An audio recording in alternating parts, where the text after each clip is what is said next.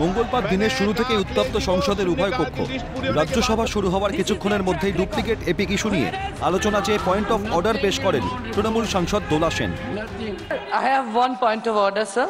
Under Rule 267, for a discussion on duplicate epic voter IDs, 4 of us, on behalf of All India Trinamool Congress, had given notices under Rule 267 on Friday, the last week. You had said you would give a ruling, but no ruling was given, sir. Sir, notices under 267 were not called out on Friday. I am humbly requesting your ruling. Trinamool সাংসদকে আশ্বস্ত করে chairman বলেন এ ব্যাপারে ruling দেওয়া হবে, কিন্তু শোনেননি তৃণমূল সাংসদরা। তারা আলোচনার দাবিতে রাজ্যসভায় হট্টগোল শুরু করেন, যাতে ক্ষুব্ধ চেয়ারম্যান সবাইকে চেয়ারের মর্যাদা রাখতে অনুরোধ করেন। This kind of tactics is not in consonance with healthy parliamentary practice. Let us not take it to that ridiculous level. Same day, same thing.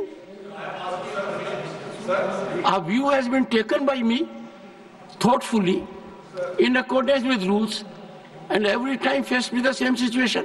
I urge all of you, you have your political stance, you are well within your rights, but let us take recourse only to rules.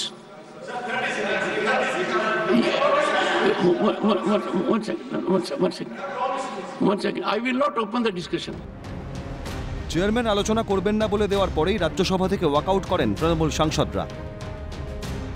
এটা সহমত হয়েছিল যে হ্যাঁ 176 নোটিসে short duration discussion হবে on duplication of epic card.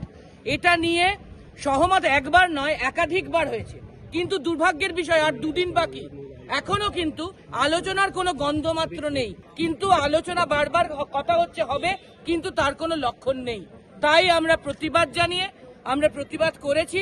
আমরা জানিয়েছি যে শুক্রবারের যে 267 নোটিশ তার রুলিংও এখনো পেন্ডিং আছে, সেটাও হওয়ার কথা নয়, সেটাও আমরা পয়েন্ট অফ অর্ডারে জানিয়েছি। এবং তারপরে যেহেতু ডুপ্লিকেশন অন এপিক কার্ড এর ওপর মণিপুর নিয়েও কোনো আলোচনা দুদিন আছে, এখনো পর্যন্ত জানানো হচ্ছে না, তাই আমরা on protest all India Trinamool কংগ্রেসের পক্ষ থেকে, অপোজিশনের পক্ষ থেকে ওয়াকআউট করেছি। সব অপোজিশনই এই ব্যাপারে প্রতিবাদ জানিয়েছে। সাবজেক্ট আছে, যেমন আমাদের epic is one of the important subject. প্রথম থেকে বলা হচ্ছে পরে পরে পরে পরে পরে পরে হবে 193, আজকে এসে বলছে যে না, 8 দিন কোথায়, সময় কোথায়। তৃণমূল কংগ্রেসের নৈতিকতার অধিকার নেই এগুলো করার, কারণ তৃণমূল কংগ্রেস নিজেই গণতন্ত্র মানে না, লোকতন্ত্র মানে না, কোনো কিছুই মানে না। আর যারা কোনো কিছুই মানে না তার কি অধিকার আছে এগুলো করার? সে হচ্ছে একটা